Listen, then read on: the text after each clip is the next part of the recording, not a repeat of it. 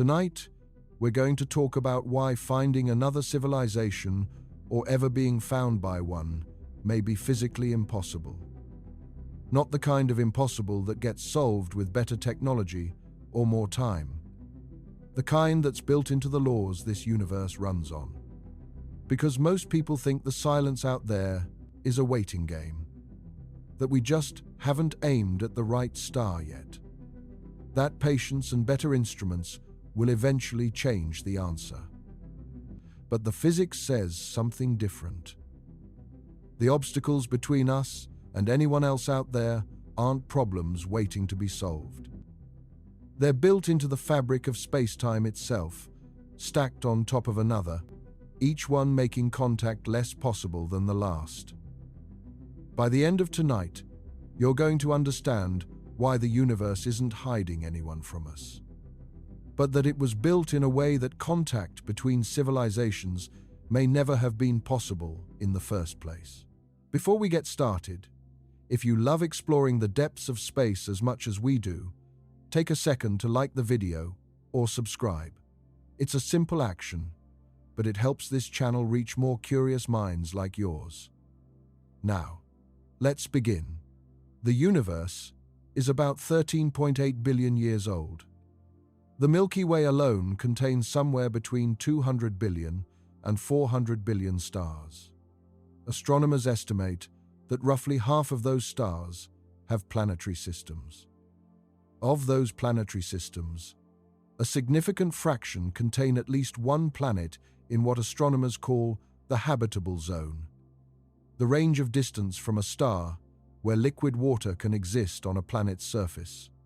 Even if only a tiny fraction of those worlds ever developed life, and an even tinier fraction developed intelligent life, and a still tinier fraction of those ever built radio transmitters or spacecraft, the numbers should still produce millions of civilizations across the history of the galaxy, some of them with a head start on us of hundreds of millions of years.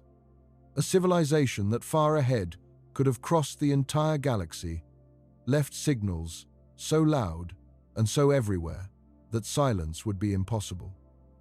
They should be unmistakable. And yet, silence.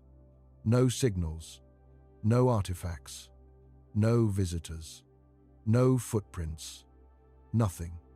This is what became known as the Fermi paradox, and it remains one of the most profound unsolved problems in all of science. There are dozens of proposed solutions. Maybe intelligent life is rarer than we think. Maybe civilizations tend to destroy themselves before they reach the stars. Maybe they're out there but hiding. Maybe they're communicating in ways we can't detect.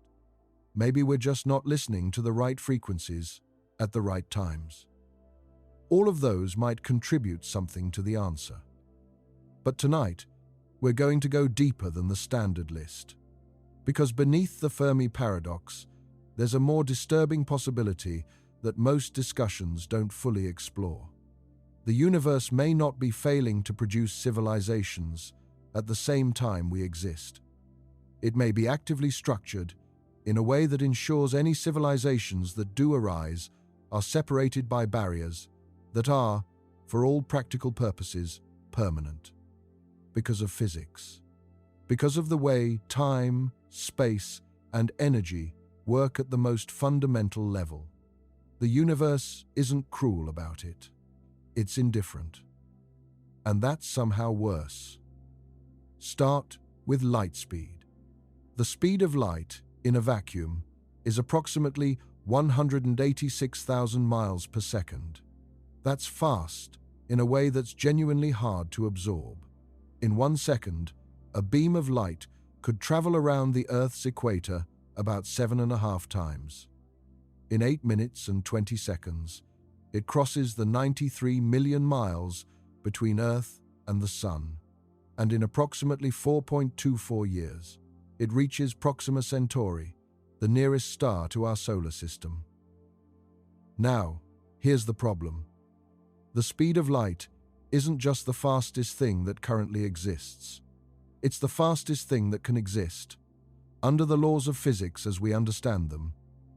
Einstein's special theory of relativity, confirmed by every experiment ever designed to test it, establishes that nothing with mass can reach the speed of light, not approach it and keep going, not sneak past it with enough energy.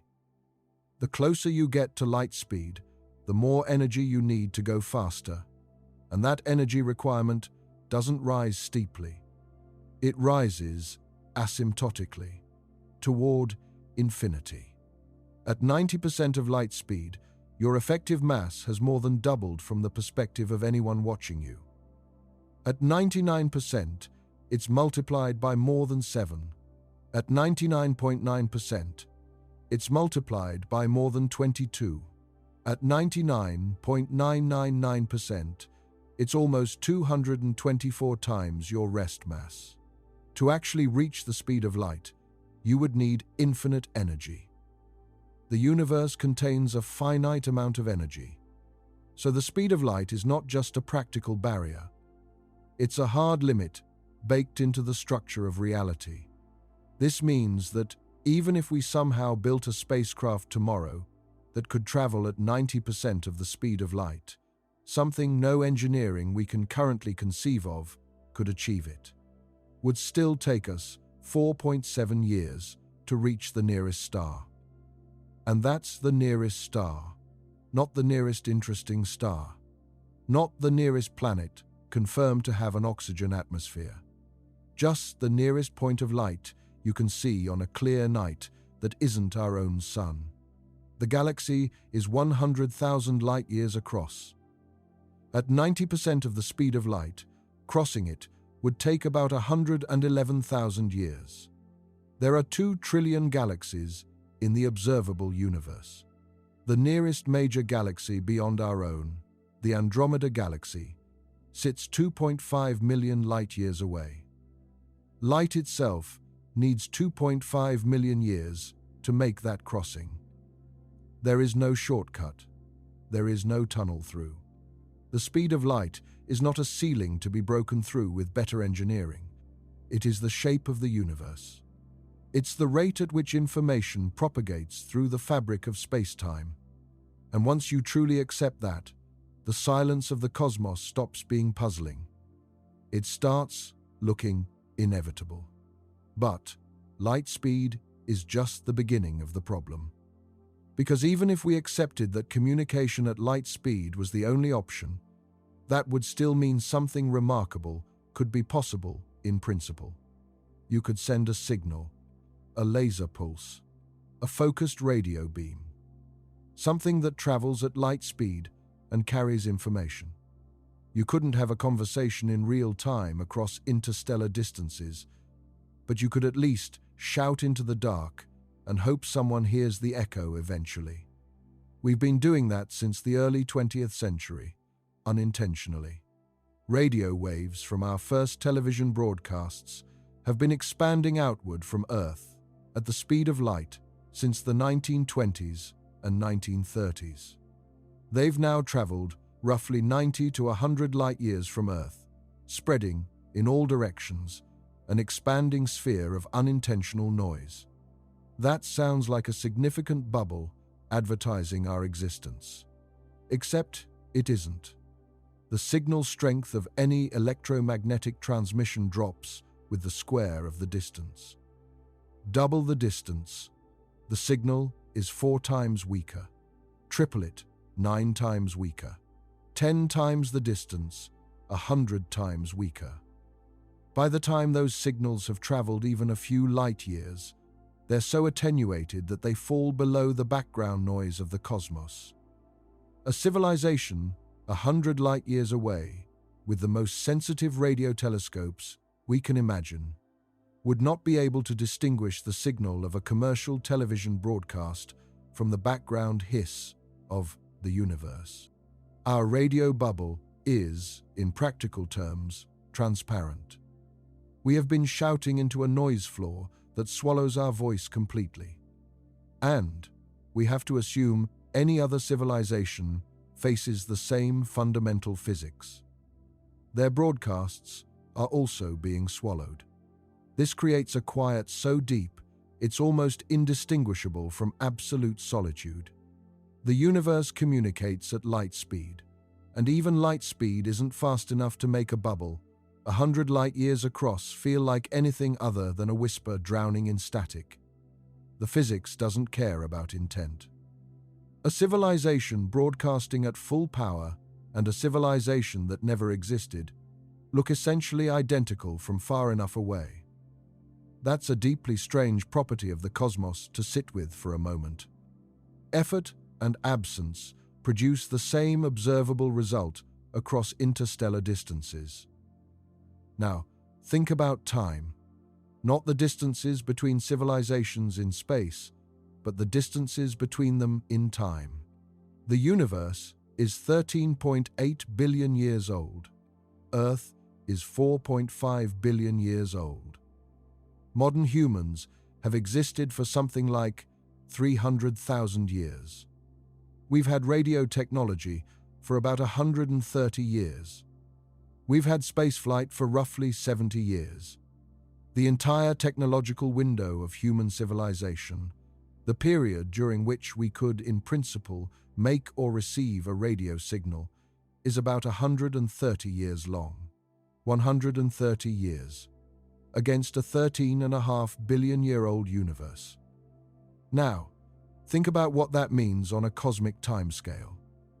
If a civilization formed 10 billion years ago, had a technological window of 10,000 years, and then collapsed, exhausted its resources, or simply moved on to communication methods we don't understand, then their window of transmitting detectable signals would have closed almost 10 billion years ago. We were not here then. We couldn't have heard them, and they couldn't have waited. The universe doesn't synchronize the appearance of civilizations. Stars form, burn, and end their lives on their own schedules, set by their masses and their starting conditions. Planets coalesce, cool, and develop conditions for life across billions of years of independent timelines that are not coordinated with each other in any way. Even if the galaxy produced 10 million technological civilizations over its entire history, the odds that any two of them would overlap in time, both existing and transmitting within the same window, are genuinely small. Think about it this way: 10 million candles being lit and extinguished randomly across a darkened room over the course of 1,000,000 seconds. At any given moment, you might have dozens lit at once. But if each candle only burns for a fraction of a second, you'll often see none at all. And if you're one of those candles yourself, you have no way of knowing where the others burned. You can only report that the room around you appears dark. That's the temporal problem. It compounds the spatial problem. Two civilizations separated by 100 light years might both have existed, both had radio technology, and still have missed each other by 10,000 years. One rose and fell before the other's first signals could have arrived. The other rose and fell before the first one's broadcasts even reached them. In a universe this old, this vast, and this structurally indifferent to synchronization, parallel existence across the cosmic neighborhood is the exception, not the rule. The universe is producing things that come and go. Civilizations are among those things. And coming and going on different schedules, across distances that take light years to cross, might be the fundamental condition of intelligence in this cosmos. Not contact, isolation, not dialogue, monologue. Each civilization speaking into a universe that, by the time its voice reaches the distances required, has already changed the answer. This brings us to a barrier that people rarely think about carefully in this context. The speed of light doesn't just limit travel, it limits knowledge. It limits what you can even know about the universe around you. When you look at the Andromeda galaxy on a clear dark night, a faint smear of light barely visible to the naked eye, The light entering your eyes left that galaxy 2.5 million years ago. You're not seeing Andromeda as it is. You're seeing Andromeda as it was 2.5 million years ago, when our ancestors were walking upright on the African savanna, chipping stone tools, and had no concept of galaxies or light or what any of it meant. The further out you look, the further back in time you see. The most distant objects visible to our telescopes are being observed as they existed roughly 13 billion years ago, when the universe was only a few 100 million years old. That's all we can ever have about those regions. Whatever those galaxies look like today, whatever is happening in them right now, by any definition of now, we will not receive that information for billions of years. This is not a technological limitation. It is the consequence of living inside a universe where the speed of information has a hard ceiling, and where that ceiling is far slower than the scale of the universe demands. There is a sphere around every point in the universe called the observable universe. Bounded by the distance light has had time to travel since the Big Bang. Beyond that sphere, no information has yet reached us. Not because those regions don't exist, because the universe isn't old enough for light from those regions to have made the journey yet. The radius of our observable universe is about 46 billion light-years in every direction. The total universe is almost certainly vastly larger than this, possibly infinite. We will never see beyond our observable horizon, not with better telescopes, not with more time, because the universe is expanding. And beyond a certain distance, that expansion is carrying regions away from us faster than light can cross the growing gap. There is a hard edge to what we can ever know, and that edge is built into the geometry of expanding space-time. Any civilization beyond our observable horizon is not just hard to reach. They are causally disconnected from us. No message can travel between us in either direction, not ever. The universe isn't hiding them from us. It has structured space-time so that we are on separate islands that can never exchange even a single photon. This isn't a problem to be solved.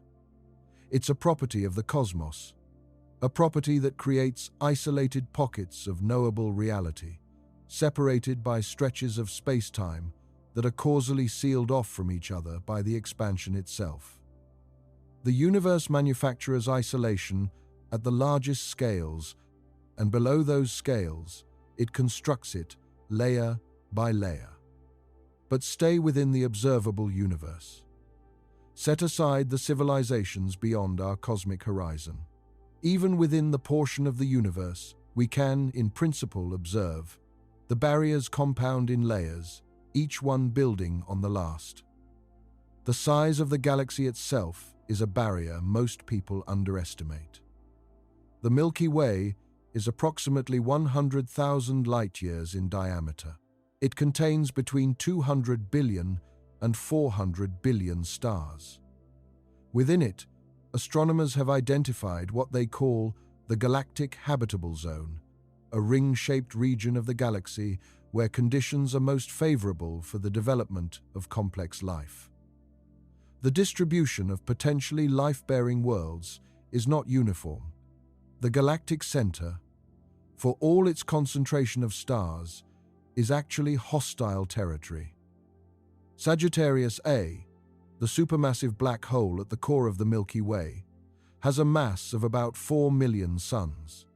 The region around it is dense with radiation, packed with massive young stars that explode as supernovae at rates far higher than in the quieter outer regions.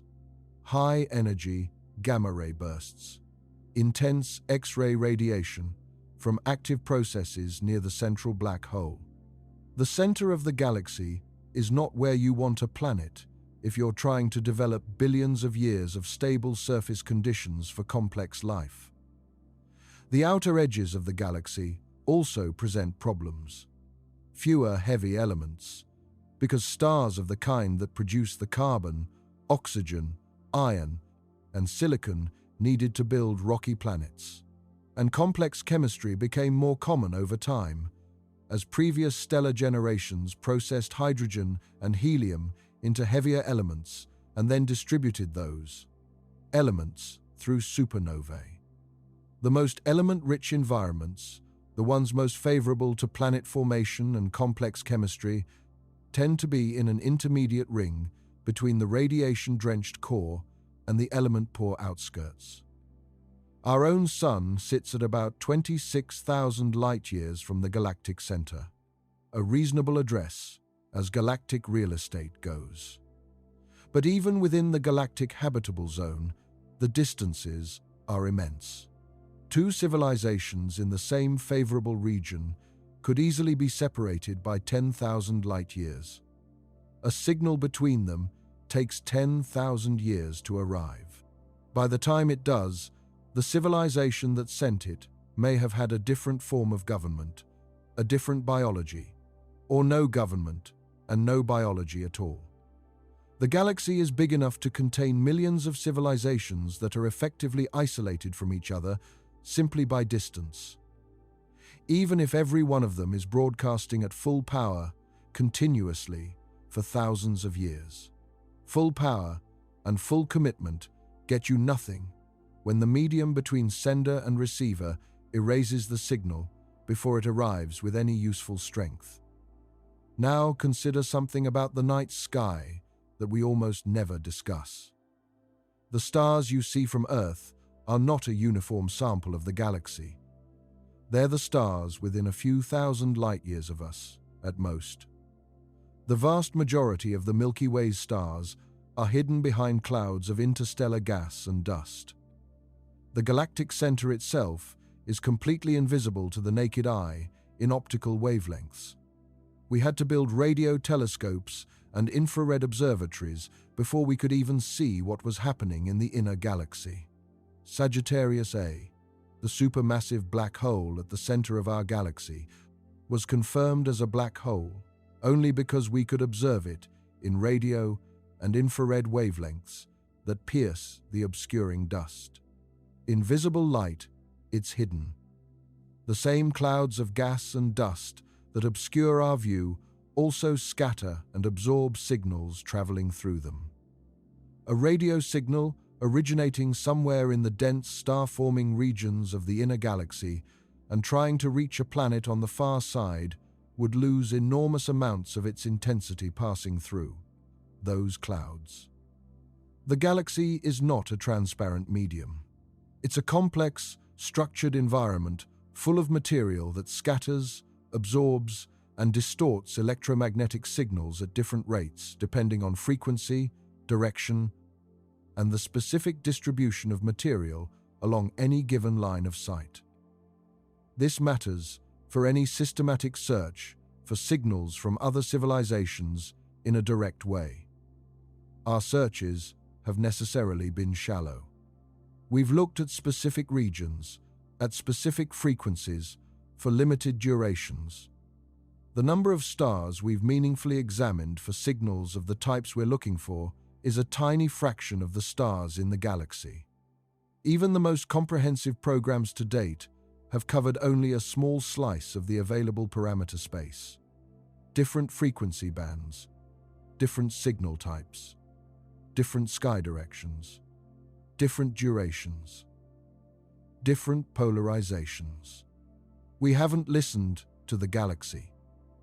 We've pressed our ear briefly against a very small section of it. And even that small section doesn't return what's actually out there, because the galaxy itself filters and attenuates what passes through it. This doesn't mean no one is out there. It means the search is incomparably harder than most people assume, and the galaxy itself makes it harder. Not through malice, through its physical structure.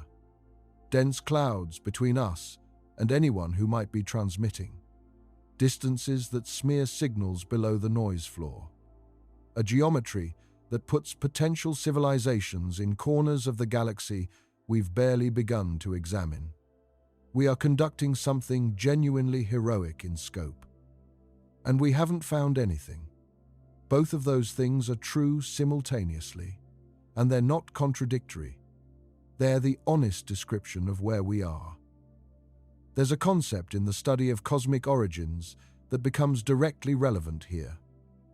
The universe's capacity to produce the chemistry that underlies life has changed dramatically over its history. The Big Bang produced hydrogen and helium almost exclusively. No carbon, no oxygen, no silicon, no iron. None of the heavier elements that form the basis of rocky planets, organic chemistry, and biological complexity. Every heavier element in the periodic table was forged inside stars or in the violent events that end stellar lives. Through fusion reactions in stellar cores, stars convert lighter elements into heavier ones. Helium into carbon, carbon into oxygen, oxygen into silicon, silicon into iron, and in the cataclysmic deaths of massive stars, supernova explosions release enough energy to create elements heavier than iron and scatter all of these products across surrounding space. Over billions of years, that enriched material becomes part of new star-forming clouds, and new generations of stars form with higher and higher proportions of heavy elements. Our Sun is a third-generation star, or possibly later. It formed from material that had already passed through at least 2 previous stellar generations. The iron in your blood, the oxygen in your lungs, the calcium in your bones, the carbon in every organic molecule in your body, all of it was processed through at least one stellar furnace and scattered into space before gravity pulled it together again into the cloud that became our solar system 4.5 billion years ago. This is not philosophy. This is documented stellar evolution, confirmed by spectroscopic analysis of stars across different ages and populations. And it has a profound implication for the question of life in the universe. The universe's capacity to produce rocky planets with the chemical richness to support life increased over time. The earliest stars, the so-called population 3 stars that formed in the first few 100 million years after the Big Bang, were made of almost pure hydrogen and helium. They had no planets the way we understand planets. No chemistry complex enough for biology. Life, at least the kind built on organic carbon chemistry, required a universe old enough to have run several stellar generations before conditions were suitable anywhere. The universe was roughly 8 to 10 billion years old before the kinds of planetary systems that could harbor complex life became common throughout the galaxy. And even then, the development of life, then complex life, then intelligent life, took hundreds of millions or billions of years on any given world. The window during which the universe has been capable of producing civilizations, even vaguely like ours, is narrower than the raw age of the universe suggests. The universe spent most of its existence building the raw materials, then building the first stars, then running through enough stellar generations to produce heavy elements, then waiting for those elements to coalesce into rocky worlds, then waiting for life to emerge on those worlds, then waiting for intelligence to emerge from life. By the time anything that could build a radio telescope existed anywhere, the universe had already used up the first 2/3 of its current age. We are late arrivals in a universe that spent most of its history not being ready for us. And even now, the conditions that made us possible are not evenly distributed through the cosmos. The universe has been slowly becoming more hospitable, but not everywhere, not at the same rate, and not in a way that tends to synchronize the appearance of civilizations with each other. This connects to something worth examining as its own topic: the cosmic timeline of habitability. Early models of the Drake equation, the mathematical framework developed by radio astronomer Frank Drake in 1961 to estimate the number of communicating civilizations in the Milky Way, tended toward optimism when generous assumptions were used. Plug in favorable estimates for each factor and you get numbers in the millions. But the Drake equation doesn't capture the temporal dimension of the problem with enough granularity. It treats the galaxy as if civilizations arise at a roughly steady rate and as if different civilizations are broadly contemporaneous. The reality is considerably messier. The galaxy evolved. The rate of star formation was much higher in the past than it is now. Most stars in the Milky Way formed between roughly 8 and 10 billion years ago. Those early stars seeded the interstellar medium with heavy elements. Subsequent generations of stars formed with increasingly favorable chemistries for planetary complexity and, potentially, biological complexity. But those timelines cascade and stretch. A star has to form. Its rocky planets have to coalesce and cool, a process that typically takes tens to hundreds of millions of years. Liquid water has to persist on the surface long enough for chemistry to complexify and life to emerge. On Earth, this took roughly 500 million years after the surface solidified enough to hold liquid water. Life has to then complexify over hundreds of millions of years through the development of multicellularity, animal body plans, and nervous systems capable of supporting intelligence. Intelligence of a general enough kind has to then develop the specific cognitive tools, language, cumulative culture, tool use, abstract reasoning that allow technology to emerge. Technology has to then progress to the point of radio astronomy.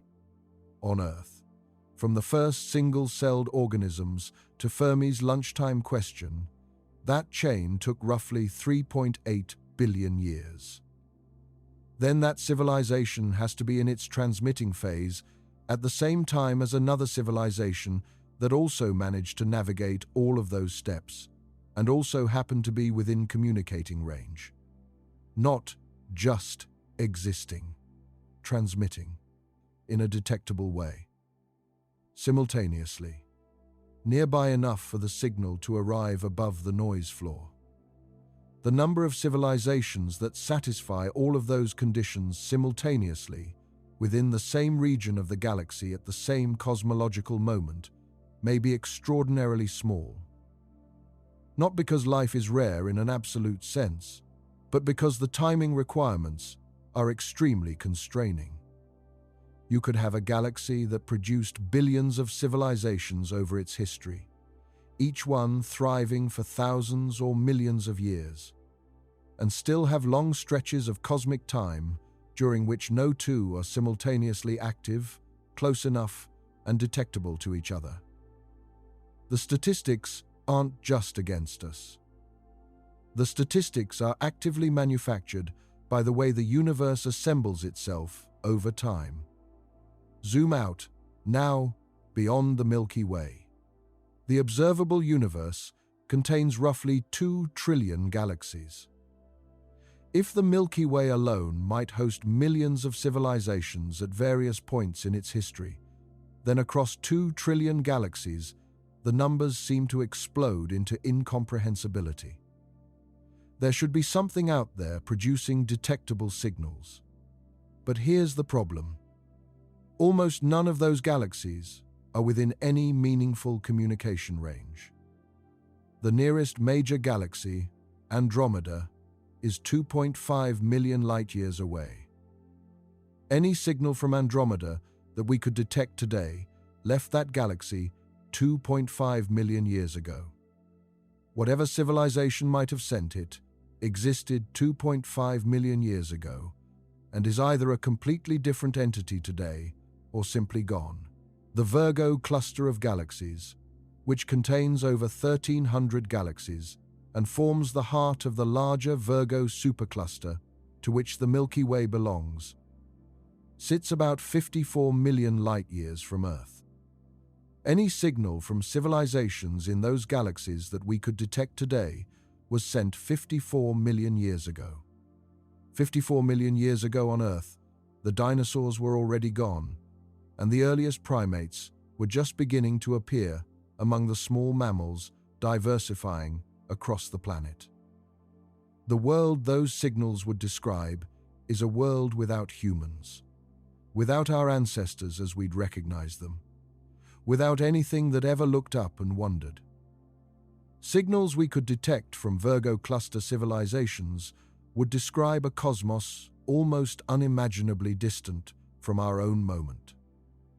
We're not separated from other galaxies, only in space. We're separated from them in time. The further away they are, the older the signal.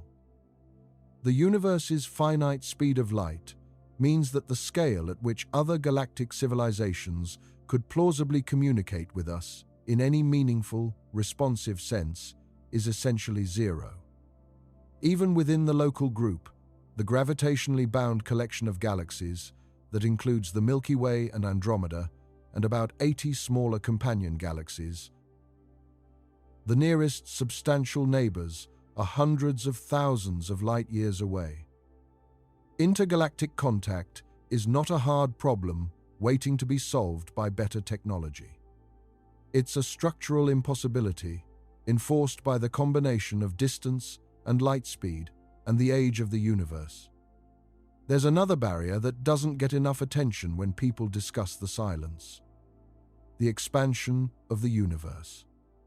Distant galaxies are moving away from us, not because they're traveling through space at high speed, because space itself is expanding. The fabric of the cosmos is stretching, and everything embedded in it is carried apart. This was first firmly established by Edwin Hubble in the 1920s, when he noticed that the spectra of distant galaxies were shifted toward the red end of the electromagnetic spectrum. A Doppler-like effect caused by the expansion stretching the wavelength of light as it travels. The further away a galaxy is, the faster it appears to be receding. This relationship is described by what's called the Hubble constant. Beyond a certain distance, known as the Hubble radius, galaxies are receding from us faster than the speed of light. Not because anything is moving through space faster than light, because the space between us and them is growing so rapidly that even light moving toward us can't outrun the expansion. Signals from those regions will never reach us, not because they haven't been sent, but because the space they're crossing is growing faster than they can cross it. The light is running a race against an ever-widening gap, and losing. This boundary is not static. The accelerating expansion of the universe, driven by what physicists call dark energy, is progressively pushing more and more of the universe beyond this horizon. Galaxies that are today marginally within our reach, in terms of signals exchanged over cosmic timescales, will eventually be pushed beyond the horizon. The observable universe is not a fixed boundary that expands as we wait. In fact, for civilizations that exist billions of years from now, the accessible universe will be smaller, not larger, than it is today. As dark energy drives the acceleration of cosmic expansion, more and more of the universe becomes permanently inaccessible. The universe is not opening up to future exploration. In a specific and measurable sense, it is closing down. Regions that are today merely distant will become causally unreachable. We live in a particular cosmological window that is, in this narrow sense, fortunate. The universe has cooled enough for stars and planets and life to exist, but hasn't yet expanded so far that the cosmic neighborhood has been completely depopulated of accessible content.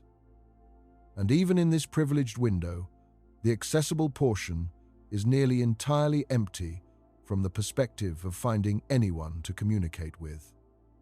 Dark energy itself is part of this picture and deserves a moment of attention.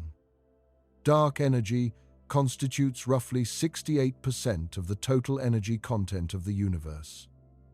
Dark matter constitutes another 27%. All the ordinary matter in the universe, every star, every planet, every atom that makes up everything you've ever seen or touched or tasted, is about 5% of the total. 95% of the universe is in forms we don't fully understand. Dark energy fills all of space uniformly, and its effect is to push space apart at an accelerating rate. It doesn't interact with matter or light in any conventional way. It doesn't clump. It doesn't respond to gravity. It doesn't care about the structures that gravity creates.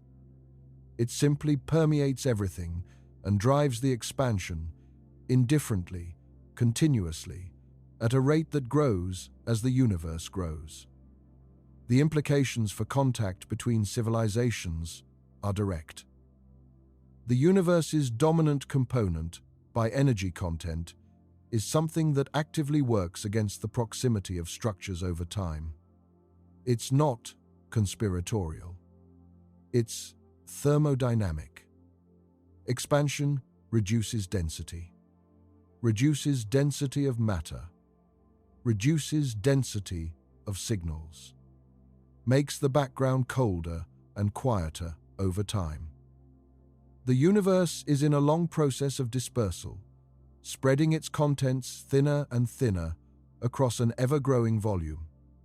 In a universe trending steadily toward dispersion, the era when civilizations are close enough to detect each other is finite, possibly much shorter than most people assume. If you had to design a cosmological environment specifically to isolate its inhabitants from each other, you might struggle to do better than a dark energy-dominated cosmos where space itself accelerates the separation of everything within it. The universe didn't design this. But if it had been designed, it would look remarkably like what we observe. Come back to our own galaxy. We've been conducting formal searches for signals from other technological civilizations since Frank Drake pointed an 85-foot radio telescope at Green Bank, West Virginia, toward two nearby sun-like stars in 1960. That search, called Project Ozma, ran for about 150 hours and found nothing unusual. Decades of subsequent programs followed. Increasingly sophisticated receivers, broader frequency coverage, more stars examined, better signal processing algorithms, larger telescopes, and the silence persists. There's a history to the search that's worth tracing, because the history itself reveals something about the problem. Frank Drake's Project Ozma in 1960 was the opening move. 2 stars. 150 hours of observation. Nothing found. In the years that followed, dozens of other programs launched. Project Serendip at the University of California, Berkeley, began in the 1970s and has run in various forms ever since. Piggybacking on other observations at the Arecibo Observatory and later at the Green Bank Telescope, Serendip analyzed hundreds of millions of frequency channels simultaneously, looking for narrowband signals. Nothing confirmed.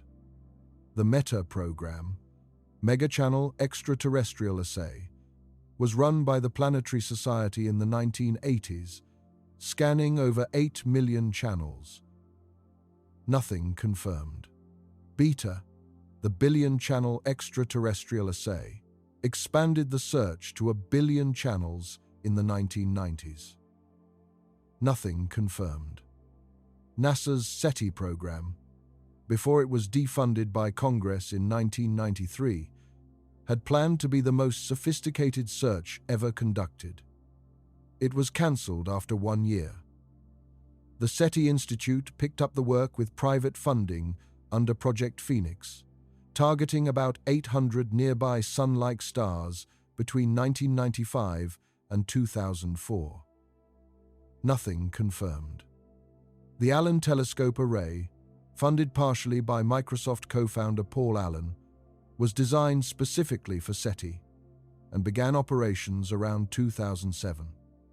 It has surveyed many thousands of stars across a wide range of frequencies. Nothing confirmed. Breakthrough. Listen. Announced in 2015 with $100 million in funding from technology investor Yuri Milner, is the largest SETI program ever conducted. Using the Green Bank Telescope in West Virginia, the Parkes Telescope in Australia, and other facilities, it is surveying 1 million nearby stars, the galactic center, and the 100 nearest galaxies. It analyzes petabytes of data. It uses sophisticated machine learning algorithms to sift through the noise. It's been operating for about a decade. Nothing confirmed. Each of these programs represents genuine scientific effort, genuine investment, genuine curiosity applied to the most important question we can ask. And each one has returned the same answer. Not nothing. Exactly. Because each program has found anomalies, candidate signals that got excited attention briefly before being explained or found to be terrestrial interference or simply never repeated. But nothing confirmed. Nothing that holds up. Nothing that can be independently verified. The scientific standard for confirming a signal from an extraterrestrial civilization is correctly very high. You need to rule out natural astrophysical sources. You need to rule out terrestrial interference. You need the signal to repeat so it can be verified by other telescopes. You need it to have properties that can't be explained by known physics. No candidate signal has met those criteria. The WOW signal came the closest, and it never repeated, never allowed verification, and its origin remains unexplained but not confirmed as extraterrestrial in origin. 6 decades of increasingly sophisticated searching, and the sky remains silent. The silence has a specific character that's worth noting. It's not total. The universe is extremely loud. Radio telescopes detect an enormous variety of natural astrophysical sources. Pulsars, spinning neutron stars that emit beams of radio waves with clock-like precision. Active galactic nuclei, supermassive black holes actively consuming matter and generating jets of particles that emit radio waves over enormous distances. Hydrogen clouds throughout the galaxy emitting at the 21-centimeter line. Quasars, the most luminous objects in the universe. Their energy powered by black holes, consuming matter at extraordinary rates. Masers, natural microwave amplifiers in interstellar clouds, producing coherent narrowband emission that can look superficially artificial. Fast radio bursts, millisecond flashes of radio energy with enormous energies. Their origin still not completely understood. The radio sky is busy, interesting, full of phenomena. The silence is specific. It's a silence in the narrowband, deliberately modulated, technologically characteristic signals that would indicate intelligence. Against the background of natural cosmic radio noise, which is wideband and largely random in character, a narrowband signal of the kind a transmitter would produce stands out. That's exactly what we're looking for. And that specific type of signal, narrow, modulated, artificial in character, is what's absent. The natural universe is loud. The technological universe, outside of Earth, is silent. That specificity is significant. It means the search is meaningful. It means we know what we're looking for. And it means the absence of what we're looking for is an actual datum, not a failure of technique. It's crucial to understand what that silence actually represents. The portion of the galaxy's stars that have been meaningfully examined for signals of the type we're looking for is very small. Estimates vary, but some analyses suggest that even with all the searching done to date, we've meaningfully sampled something like a few dozen to a few thousand star systems to a real depth of sensitivity. A few thousand out of hundreds of billions. The silence is not evidence of absence. It's evidence of how little we've actually listened. But the challenge of listening itself is illuminating because it reveals how vast the search space is. The electromagnetic spectrum is enormous. Radio frequencies alone span from roughly 3 kHz up through about 300 GHz. Then come microwaves, infrared, visible light, ultraviolet, X-rays, gamma rays. Any of these could, in principle, carry an artificial signal. We have mostly searched in a relatively narrow band of radio frequencies, around the 21-centimeter hydrogen line and the nearby waterhole region, on the theory that these frequencies are cosmically quiet and any civilization trying to be heard might gravitate toward them. But that's an assumption. It's a guess about the communication preferences of civilizations we know nothing about. A civilization that uses laser pulses in optical frequencies would be largely invisible to radio surveys. A civilization that encodes information in the modulation of neutrino beams, or in gravitational wave patterns, or in some physical channel we haven't yet discovered, would be completely invisible to every instrument we currently operate. We can only search in the channels we know about, using the physics we understand. And if the universe contains communication channels we haven't discovered, we are listening at a keyhole, while the conversation might be happening in a room we don't know exists. That's not pessimism. It's an accurate description of the search being conducted. There's a concept worth examining carefully. The idea of a technological civilization's longevity. In the Drake equation, one of the key variables is usually written as L, the average length of time a civilization remains detectable. If civilizations typically broadcast detectable signals for only a short period before either going silent, being destroyed, or moving to communication methods that are invisible to us, then the number of simultaneously detectable civilizations in the galaxy at any given moment collapses dramatically. Think about our own trajectory as an example. We've been broadcasting in ways that could, in principle, be detected for about 130 years. But we're already moving rapidly toward fiber optic cables and directional transmissions that are far less likely to leak into space. The era of powerful, omnidirectional broadcasts may be relatively brief, even for us. If other civilizations follow a similar path, the window during which any given civilization is detectable might be only a few hundred years. A few hundred years. Against a galaxy that's been around for roughly 10 billion years. Imagine the galaxy where a new technological civilization arises on average once every 1,000 years, and each one broadcasts in ways we could detect for about 200 years before going quiet for any reason.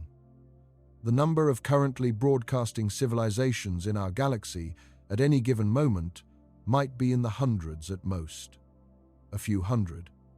Spread across 100,000 light-years, separated by typical distances of thousands of light years, in a medium that scatters and attenuates signals, in a universe where signals fade below detectability within a few hundred light years.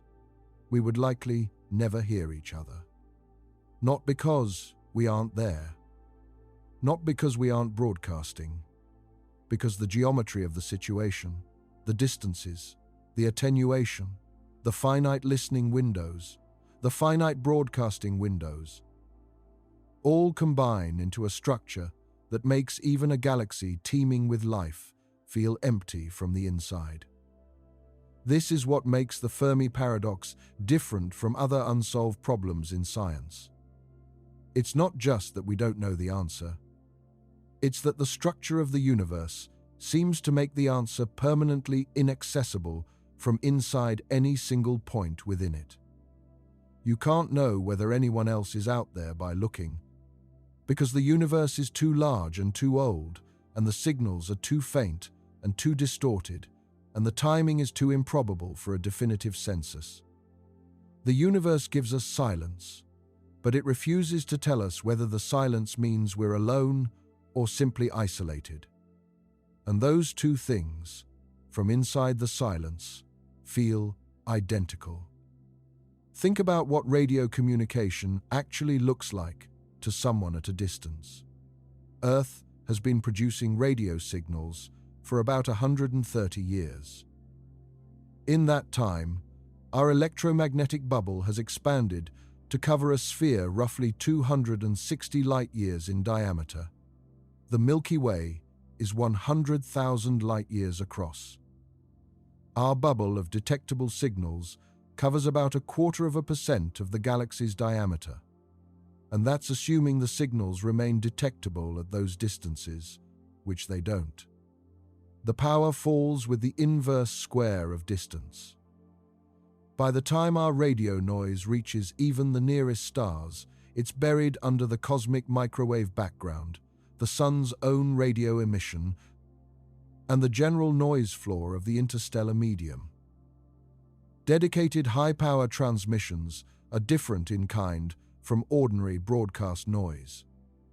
The Arecibo message, sent in November of 1974, was broadcast at about 2.38 gigahertz, with a transmitter power of roughly 1 megawatt, directed toward a globular cluster called M13. M13 contains roughly 300,000 stars and is about 25,000 light-years away. The signal won't arrive for another 25,000 years. And even then, M13 is not a particularly promising target. Most of its stars are old and metal-poor. Planetary systems with complex chemistry are less likely around them. But even if it were the most favorable target imaginable, a response couldn't reach us for another 25,000 years after the signal arrived. 50,000 years, round trip. That's the communication lag for a deliberate, targeted message to a cluster within our own galaxy. No civilization could have a meaningful back-and-forth exchange with another one at interstellar distances on any timescale that matches the lifespan of a civilization. You might exchange 2 or 3 messages over the entire history of your species. Both of those messages arrive describing a civilization that no longer exists in the form that sent them. The universe permits communication in principle. It makes communication practically vestigial. There's a physical phenomenon that makes this even starker. Interstellar space is not empty. Between the stars, there is what astronomers call the interstellar medium, a thin but non-zero distribution of gas and dust. The average density of the interstellar medium in our galaxy is roughly 1 atom per cubic centimeter. Compared to the vacuum inside a laboratory on Earth, that's almost nothing. But over the distances involved in interstellar communication, it accumulates. Radio waves moving through the interstellar medium experience what's called dispersion. Different frequencies travel at slightly different speeds through the ionized plasma between stars. This causes a radio pulse to smear out over time. A sharp pulse emitted as a single burst of radio energy arrives stretched into a longer, blurrier signal. Astronomers actually use this dispersion measure to calculate distances to pulsars and other radio sources. The amount of dispersion tells you how much ionized material the signal passed through.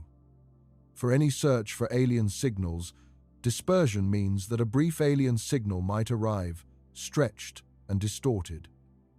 Depending on the frequency and distance, it might be technically detectable in principle, but unrecognizable as artificial, without extremely careful simultaneous analysis across many frequencies. The interstellar medium also absorbs signals at certain wavelengths. Dust grains scatter and block certain optical and ultraviolet wavelengths. Molecular clouds block radio waves in specific frequency ranges. The galaxy is not a clean signal environment. It's a complex, layered medium that degrades every signal that passes through it. The universe lets its contents radiate in all directions, and then it slowly erodes what they send. Even at the speed of light, the messenger doesn't survive the journey intact. There's another layer that rarely gets discussed: the problem of recognition. Assume a signal from another civilization did reach us, with enough strength to be detected. Would we recognize it as a signal? The signals we're looking for are ones that stand out from the natural noise of the cosmos. We look for patterns, mathematical sequences, prime numbers, repeating structures that natural astrophysical processes don't easily produce. But this assumes alien minds work in ways compatible with ours. It assumes that an intelligence that evolved under completely different circumstances on a completely different world, with completely different sensory apparatus and cognitive architecture, would choose to announce itself using mathematical universals. That assumption might be correct. Mathematics is the same everywhere. Prime numbers are prime everywhere. Geometric relationships don't change with the species recognizing them. These are consequences of logic, not convention. So there's a reasonable argument that mathematics is the universal language, the common ground that any two intelligences can share across the void. But a signal optimized to be recognized by an intelligence organized like ours would have to somehow anticipate our cognitive structure. And an intelligence that evolved without our evolutionary history, without our sensory biases, without our conceptual frameworks, might encode information in ways that look to us like natural noise. It might transmit on channels we don't monitor. It might use methods we haven't theorized or can't even theorize from within our current framework. It might have been broadcasting for millions of years in a mode that has been washing over Earth continuously since before our species existed. And we might simply have no mechanism for knowing. The signal is there. We don't have the receiver.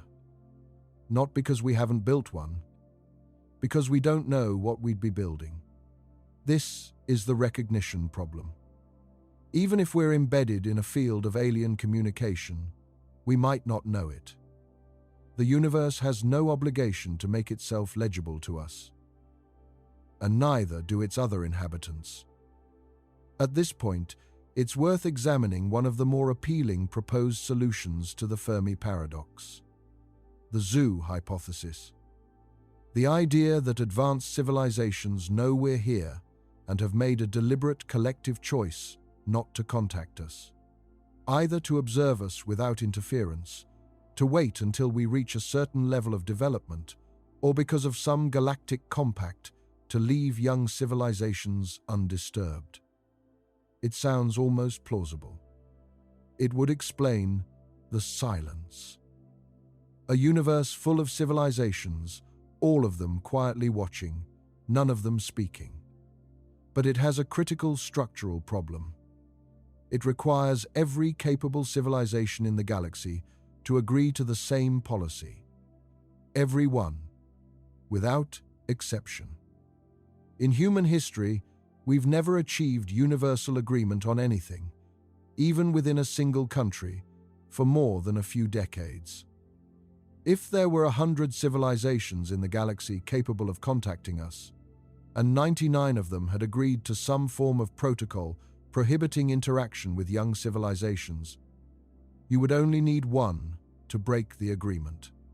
Just one civilization, out of any number, that didn't agree, or forgot, or decided the protocol was wrong, or that had a rogue faction that didn't follow rules, or simply went rogue through internal social pressure. Just one would be enough to produce a detectable signal. The zoo hypothesis requires the most perfect and complete consensus across independent civilizations that you can imagine, sustained across millions of years without a single exception. It's not impossible. But it requires attributing a level of uniformity to alien civilizations that we have no reason to expect, given that even a single civilization, our own, can't sustain uniform positions across its own species for more than a few generations. And it also raises the question of what criterion would be universally agreed upon as the threshold for contact. Radio technology? Space flight? Some abstract measure of ethical development that every civilization would assess identically. The more you examine it, the more it requires assumptions about alien sociology that aren't supported by anything we know. The silence is real. The explanation is probably simpler and more uncomfortable. There's a concept in physics that provides one of the starkest framings of the contact problem: entropy. Entropy is a measure of disorder. The second law of thermodynamics states that in a closed system, entropy increases over time. Things tend toward disorder. Structured arrangements dissipate. Organized systems decay. In the long run, the universe is trending toward higher entropy, toward greater disorder, toward a state where gradients have been erased, energy has been evenly distributed, and the structures that carry information have dissolved. Stars burn out as they exhaust their nuclear fuel. Galaxies disperse as dark energy drives the expansion, and the constituent stars drift apart over cosmic timescales. Black holes eventually evaporate through Hawking radiation, a quantum effect that causes them to slowly radiate energy until nothing remains. The cosmic microwave background radiation continues to cool as the universe expands, the photons losing energy as the space they travel through stretches. In the far future, the universe approaches what's sometimes called heat death, a maximum entropy state where no further thermodynamic work is possible, no gradients remain, and no complex structures can be maintained. This is relevant to contact, not just as a distant scenario. It's relevant because organized structures capable of generating and receiving signals require a local reduction of entropy. Life itself is a machine for locally reducing entropy, by importing energy from the environment and exporting disorder. Civilizations are entropy-reducing structures at a larger scale. They require energy gradients, energy inputs, the maintenance of complex structures against the constant thermodynamic pressure toward dissolution. In a universe trending toward higher entropy, The window during which civilizations capable of interstellar communication can exist is finite, not infinite. The universe isn't becoming more hospitable to complex structures over time. At the stage we're currently at, with stars still burning and galaxies still forming new solar systems in bursts of star formation, conditions are relatively good for complexity to persist. But even now, the rate of star formation in the Milky Way is a fraction of what it was at its peak, roughly 10 billion years ago. The galaxy is aging. Its star-forming gas is gradually depleted. New stars are forming at a much lower rate than in the past. The fuel supply that powers the entire ecosystem of stellar and planetary formation is finite, and it's been burning for 13.5 billion years. The universe's capacity to generate and maintain the structures necessary for life and civilization is not growing. It is slowly contracting. We live in the afternoon of the universe's productive era. And even in the afternoon, the universe is already structured to make contact between its inhabitants extraordinarily difficult. Now think about what all of this means for the possibility of contact, not just today, but across the full history and future of the universe, as a complete picture. The earliest stars formed within the first few 100 million years after the Big Bang from almost pure hydrogen and helium. They had no planets of the kind we know. No rocky worlds. No complex chemistry. No conditions for the kind of biology that produced us. Those stars lived fast, burned at extraordinary temperatures, and ended violently in supernovae that seeded the galaxy with heavier elements for the first time. The first generation of stars that could plausibly have rocky planets with the chemistry required for life arose several billion years into cosmic history. The first conditions for life as we understand it became available perhaps 10 billion years ago, in the most element-rich pockets of the earliest sufficiently enriched star systems. That's 3.8 billion years before Earth even existed. In principle, civilizations could have arisen billions of years before us. If any of them did, and if any of them lasted long enough, and if any of them sent signals or left artifacts, those signals have long since passed by our location in the galaxy, or been buried in noise. Those artifacts are either physically gone, unrecognized because we don't know what to look for, or in parts of space we haven't searched. The deep history of potential intelligence in the galaxy is not accessible to us. We've had radio telescopes for roughly 70 years. The galaxy is roughly 13 billion years old. We've been listening for about 5 billionths of the time the galaxy has been producing potential civilizations. The odds that anything we're looking for would conveniently appear during exactly this sliver of time from this particular position in the galaxy, in exactly the channels we're monitoring, are not encouraging on probabilistic grounds alone. If civilization is something the galaxy produces intermittently over billions of years, the chances that we and anyone else are both currently in our detecting phase are small, even before we consider the distances involved. We might be surrounded by the residue of civilizations that finished their technological windows a billion years ago. And a billion years from now, another civilization might arise and find only our residue, never meeting us, never hearing us, just finding traces in the geological record and in the composition of a small blue planet orbiting a yellow sun in the outer arm of an otherwise ordinary spiral galaxy. The cosmos is very good at producing things. It's structurally terrible at allowing them to find each other. One more barrier deserves careful attention: biology itself. We tend to assume that intelligence, similar to ours, is the target of any search. Minds that use tools, build technology, emit electromagnetic radiation, have the concept of communicating across distances. But intelligence is a much stranger and more varied thing than that framing suggests.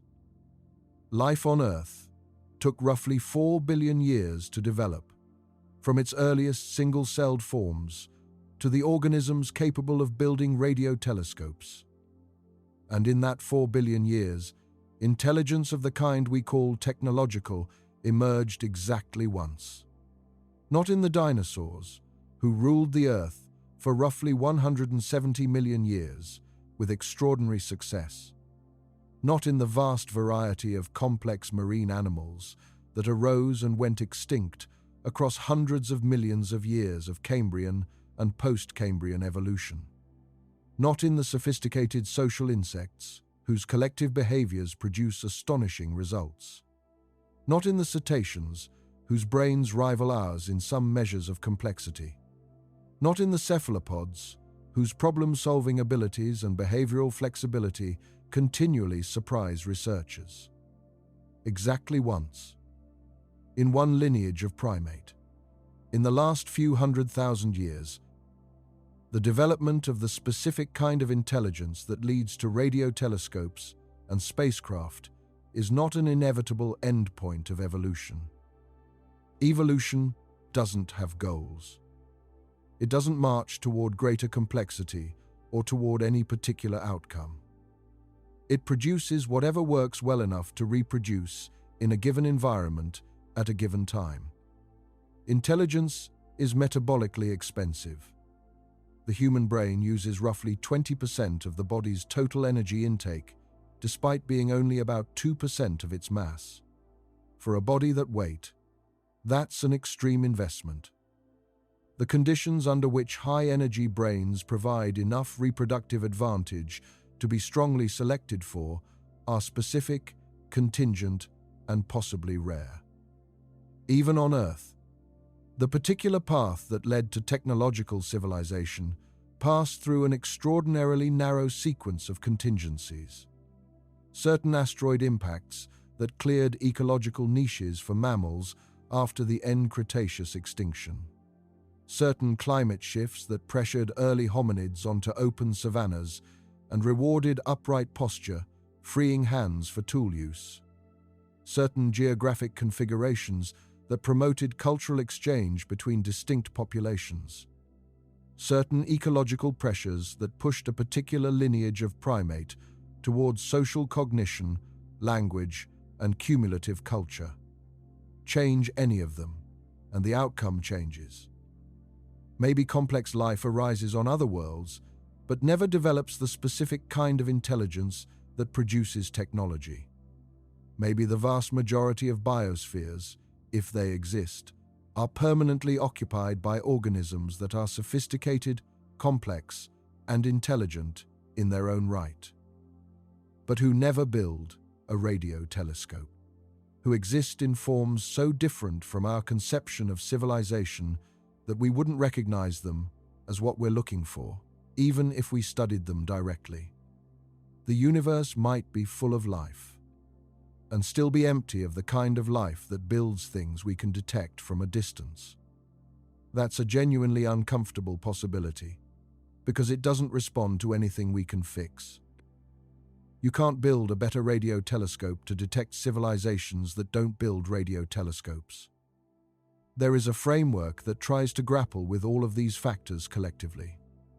The concept of a great filter, proposed by economist Robin Hanson in the late 1990s. The idea rests on a simple observation. If it were even moderately common for civilizations to arise and spread through the galaxy would already be visibly colonized. It isn't.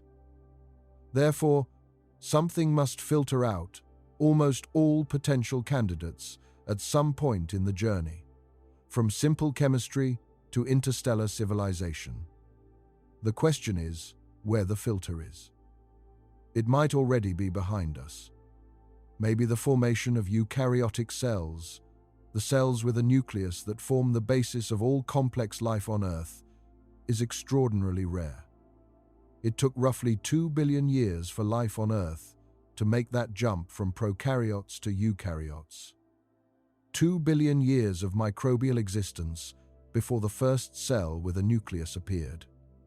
And when it did, it happened only once, as far as the fossil and molecular record shows.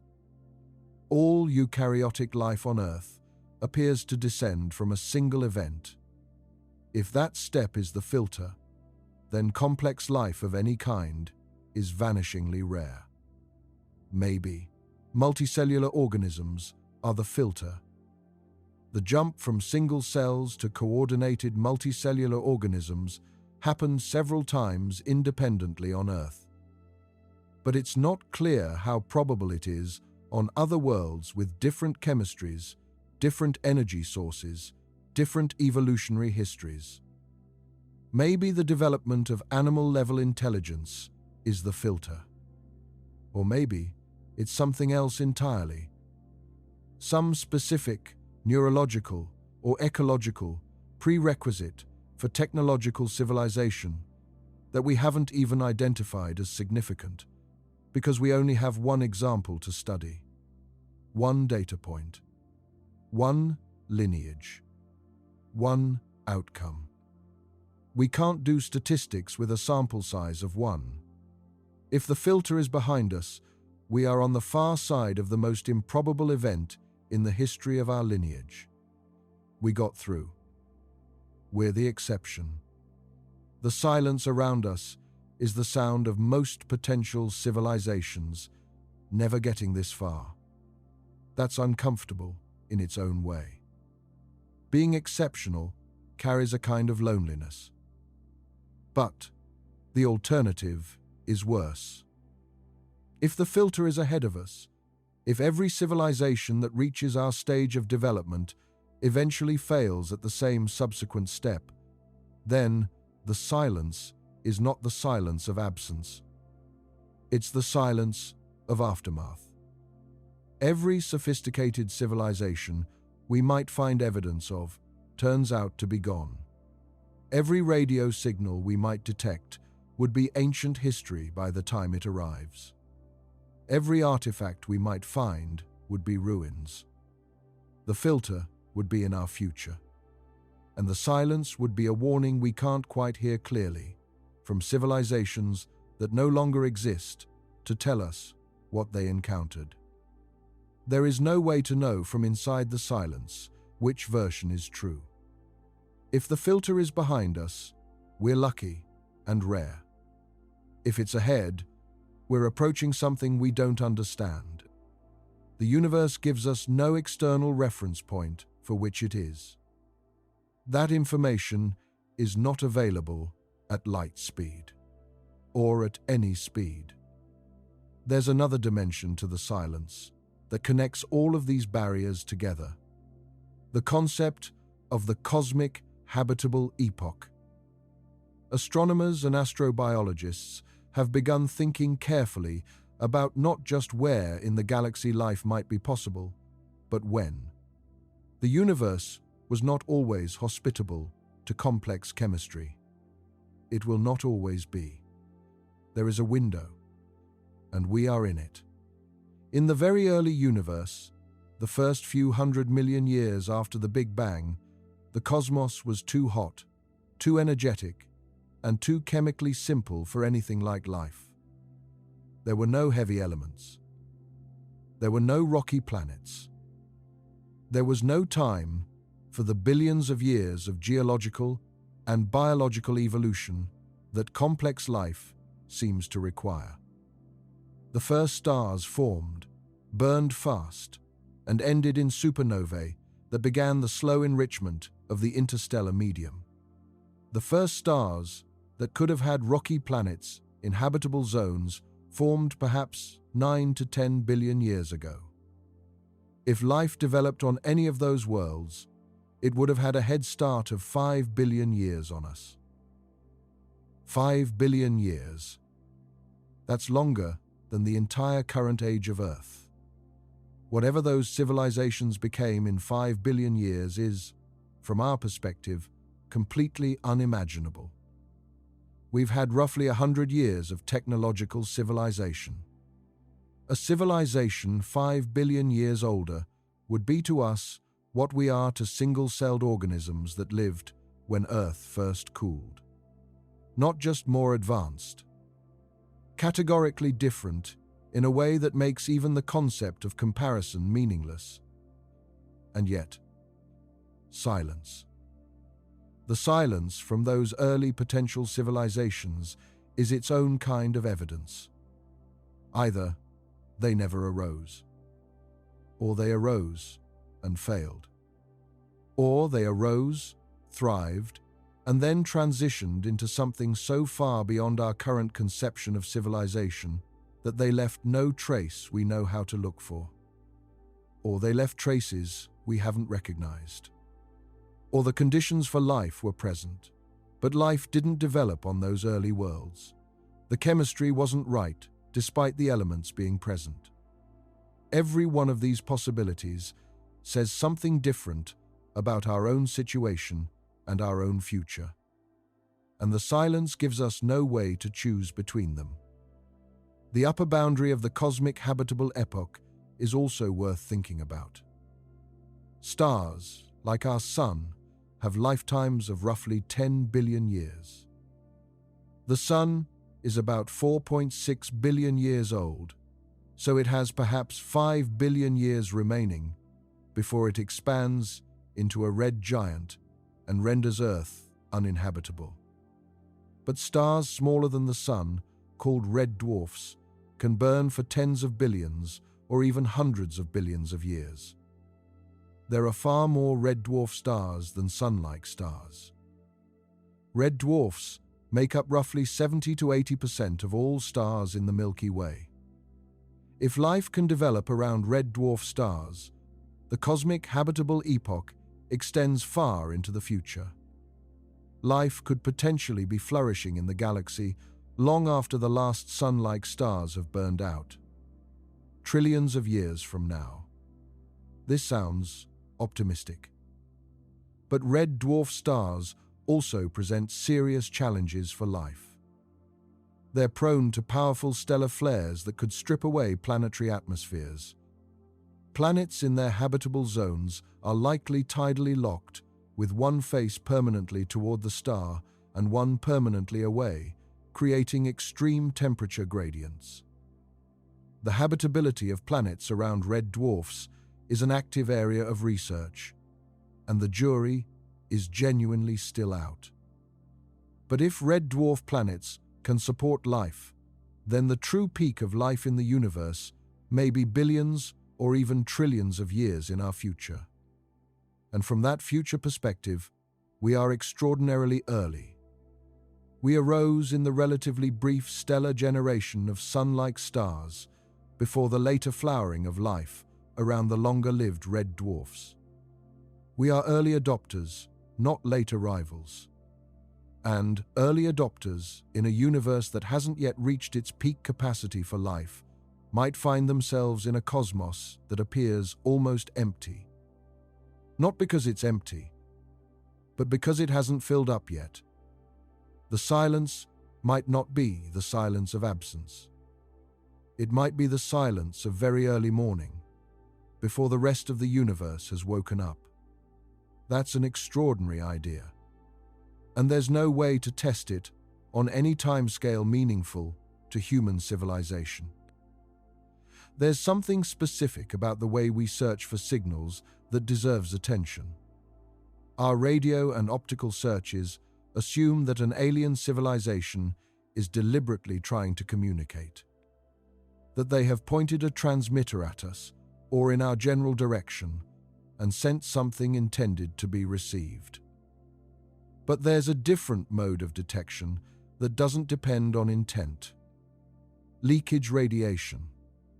The electromagnetic pollution of a technological civilization. Every civilization at our stage of development leaks enormous amounts of electromagnetic energy into space.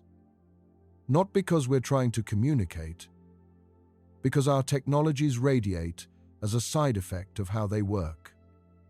Radio transmitters, radar systems, industrial equipment, lighting.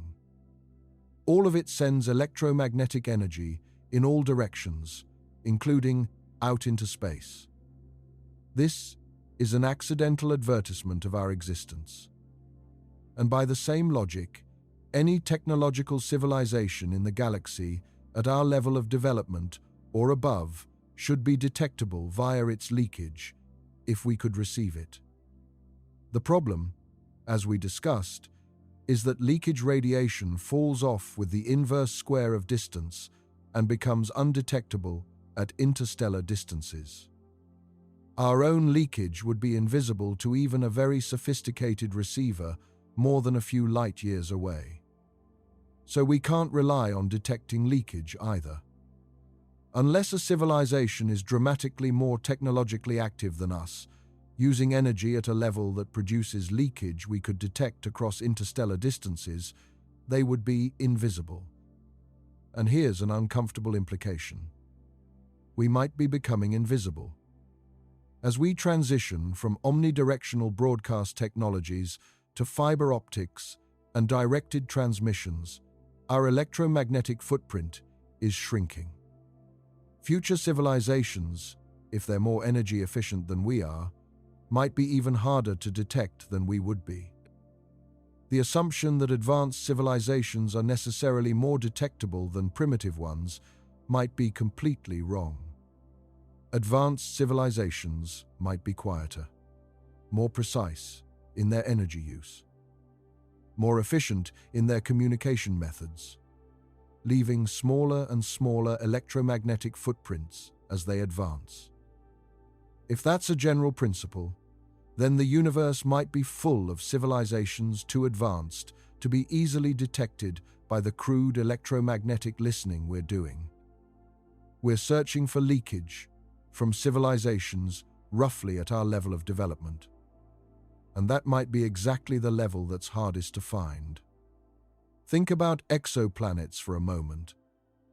Before 1992, we had no confirmed evidence of planets orbiting other stars. We knew they had to be there, statistically, but we couldn't see them.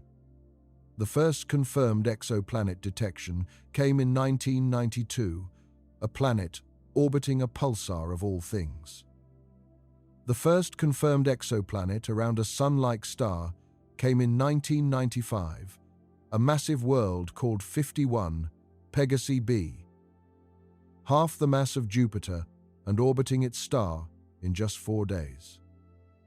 In the decades since, the number of confirmed exoplanets has grown to over 5,000, with many thousands more candidate worlds awaiting confirmation.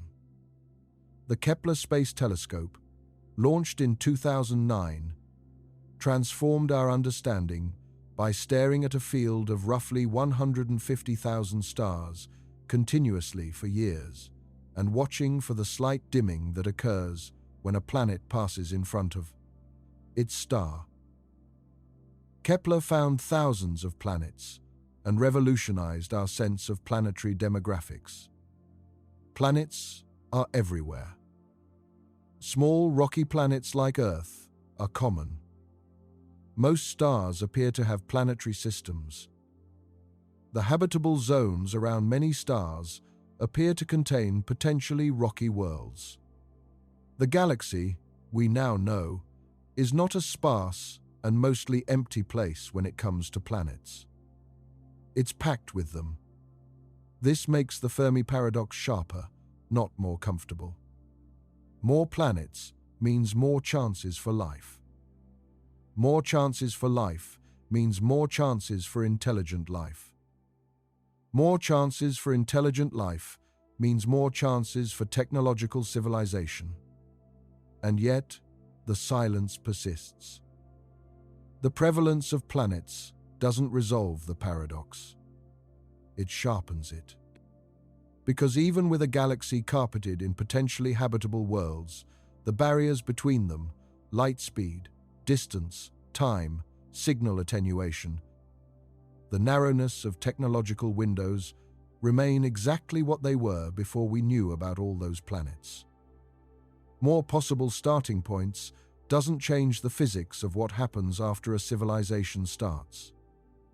The James Webb Space Telescope, operational since 2022, has pushed our ability to study exoplanet atmospheres to new levels.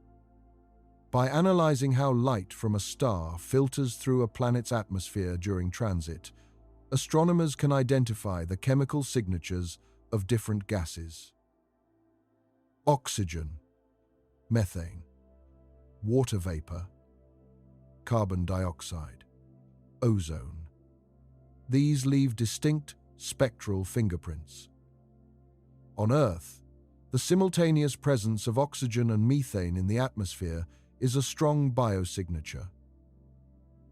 Oxygen and methane react with each other and would quickly deplete without continuous replenishment. On Earth, the replenishment comes from life. Plants and photosynthetic microbes produce oxygen. Animals, archaea, and other organisms produce methane. Without biology continuously producing both, they'd react and vanish from the atmosphere in geologically short timescales. Finding both simultaneously in an exoplanet's atmosphere would be a strong signal that something biological is producing them. We haven't found it yet. The James Webb Space Telescope has detected carbon dioxide in the atmosphere of at least one exoplanet, a world called WASP-39b, and has analyzed the atmospheres of other worlds. But definitive biosignatures on a rocky world in a habitable zone remain elusive. They might be found in the coming decades as the telescope accumulates more observations and better analysis techniques are developed, or they might not. The silence in our searches for atmospheric biosignatures is younger and less conclusive than the silence in our radio searches. We've only had the tools to look for these signatures for a very short time. But it's another data point in the same direction. No evidence yet, against a universe of overwhelming potential. Here's a question that rarely gets framed directly. If another civilization in the galaxy has been trying to contact us for the last million years, what would that look like? First, their signals would have to be strong enough to reach us.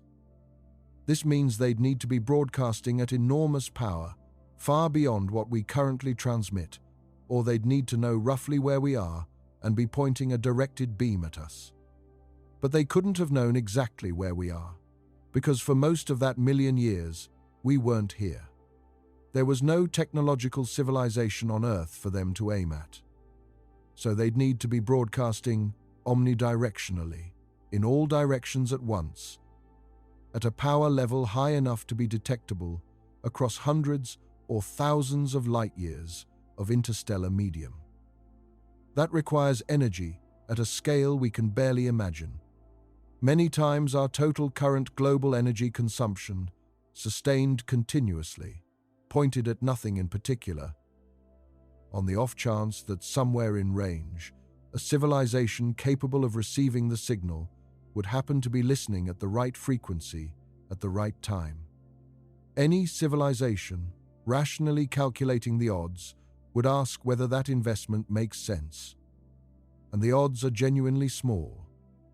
So maybe no one is broadcasting omnidirectionally because it's too expensive for too little expected return. Maybe everyone is waiting for someone else to go first. A cosmic collective action problem. Every civilization calculating that broadcasting is not worth the energy cost unless you know someone is listening. And no one knowing anyone is listening until someone broadcasts. If that dynamic is common, the galaxy might be full of civilizations that have the technology to broadcast and have made a rational decision not to. All of them waiting, all of them listening, all hearing only silence. all correctly inferring from the silence that no one else is broadcasting, without realizing that everyone else has reached the same conclusion. It would be a cosmic version of a standoff. And the universe's physics, which makes broadcasting expensive and receiving uncertain, might have set it up. There's a more fundamental version of this same problem. The universe is not symmetric between sending and receiving. Sending a powerful signal requires enormous energy. Receiving requires only a large enough antenna and sensitive enough electronics. Sending is expensive. Receiving is cheap. This asymmetry has implications for what we might expect to find. If civilizations are rational energy managers, they should all be listening more than they're broadcasting. They should all be pointing their largest telescopes at the sky and waiting. And if every civilization is listening and very few are broadcasting, the galaxy is a room full of listeners with almost no one speaking. Everyone hoping to detect a signal. No one producing enough signal to detect. This could explain the silence without requiring life to be rare at all. A galaxy packed with civilizations, all listening, none of them broadcasting enough to be heard across interstellar distances. The silence, not as a sign of absence, but as a product of a rational calculation made by every technological civilization independently. The universe is listening to itself, and it's mostly quiet. Not because it's empty, because it's cautious. There is an extremely important point about the Milky Way's age that often gets glossed over. The galaxy has been forming stars for roughly 13 billion years. In that time, the environment of the galaxy has changed substantially. Early in the galaxy's history, the rate of violent events was much higher. More supernovae. More gamma-ray bursts. More collisions between stars in dense environments. More active galactic nucleus activity from the central black hole. All of these would have been devastating to life on any planets that had managed to develop it.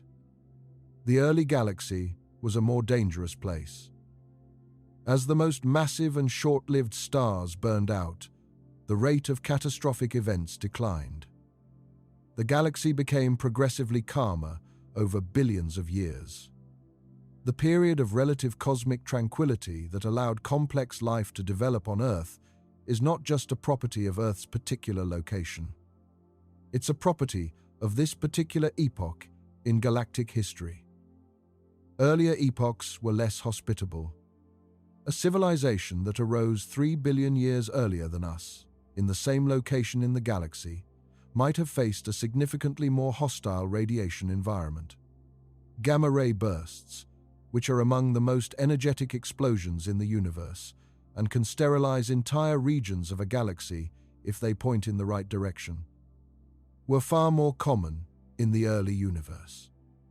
A burst pointing at a developing biosphere can strip away the ozone layer, expose the surface to lethal ultraviolet radiation, and set back or end the development of complex life. The Earth has probably been hit by gamma-ray burst radiation multiple times in its history. Some researchers have speculated that certain mass extinctions in Earth's fossil record might have been triggered by nearby gamma-ray bursts, though this remains speculative. The point is that the universe doesn't just have spatial barriers to life. It has temporal barriers. Certain epochs are more hospitable than others, and we happen to live in one of the more hospitable epochs. A window of relative cosmic calm in a galaxy that has been calming down for billions of years. And even in this calm window, the barriers to contact between civilizations are formidable enough that we hear nothing. Consider one more thing. The universe's large-scale structure, the cosmic web. Galaxies are not distributed uniformly through the universe. They're organized into an intricate three-dimensional network. Long filaments of galaxies, stretching hundreds of millions of light-years, connected at nodes where clusters of thousands of galaxies congregate. Between the filaments, vast voids, regions almost empty of galaxies, spanning hundreds of millions of light-years.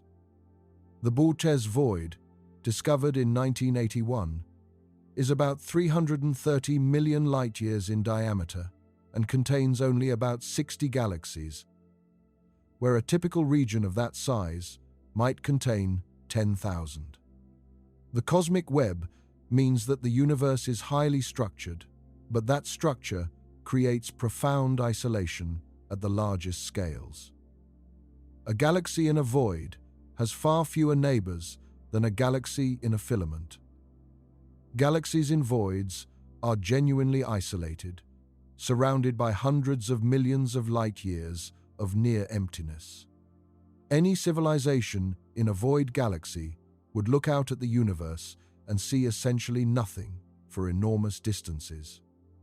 Even within filaments and clusters, the distances between galaxies are millions of light-years. Intergalactic space is not just large. It's structured to create pockets of relative density separated by vast emptiness. The universe didn't build a smooth, evenly populated cosmos. It built a foam. Dense walls and filaments surrounding enormous empty bubbles.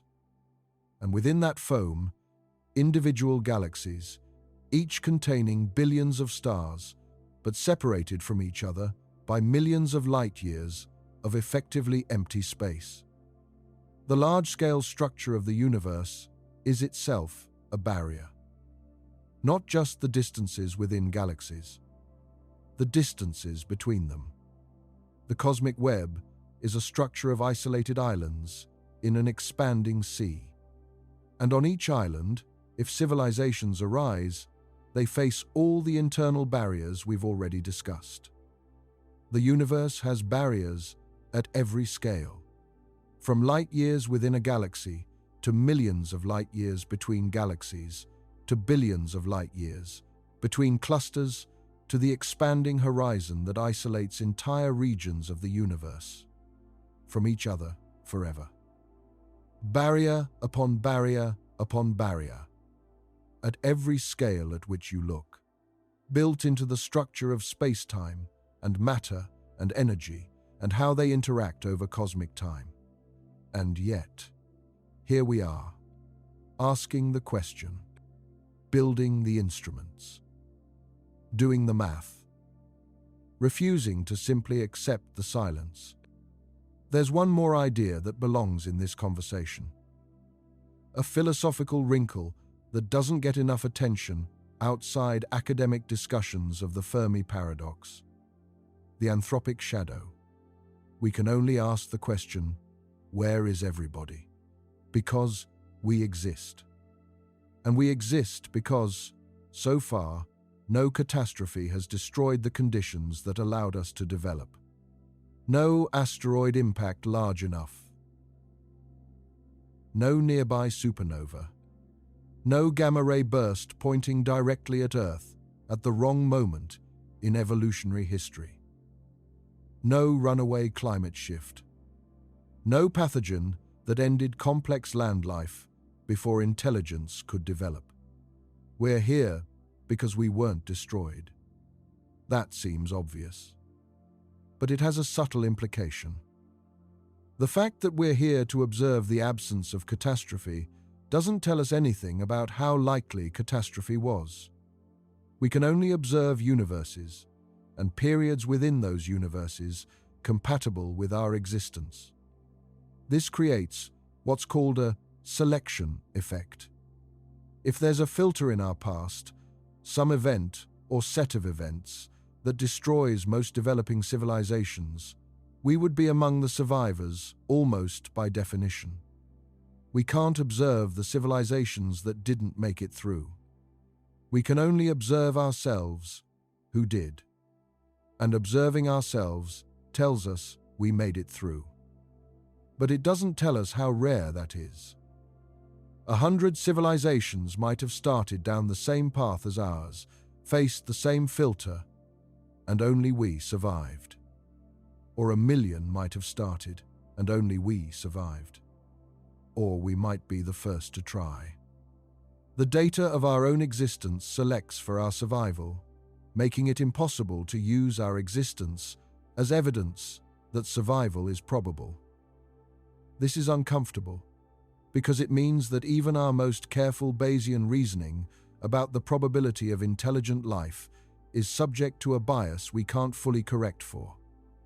We are the version of events in which we're here to ask. We cannot directly sample the version in which we're not. The last thing worth noting is simple. We've been asking the question for about 60 years, with radio telescopes. Modern astronomy, the kind capable of searching for biosignatures in exoplanet atmospheres, is even younger. The James Webb Space Telescope is roughly 3 years old as a scientific instrument. The history of serious, instrumental searching for evidence of life beyond Earth is roughly the length of a single human lifetime. Against a universe 13.8 billion years old, in a galaxy that has been forming stars for over 13 billion years. We have been looking for the equivalent of a fraction of a second. No one concludes from a fraction of a second of searching that nothing exists. The appropriate conclusion is that we've barely started. The silence of the last 60 years is a datum. It narrows the space of possibilities. It tells us that we're not surrounded by obvious, omnidirectional signals from civilizations broadcasting at enormous power continuously.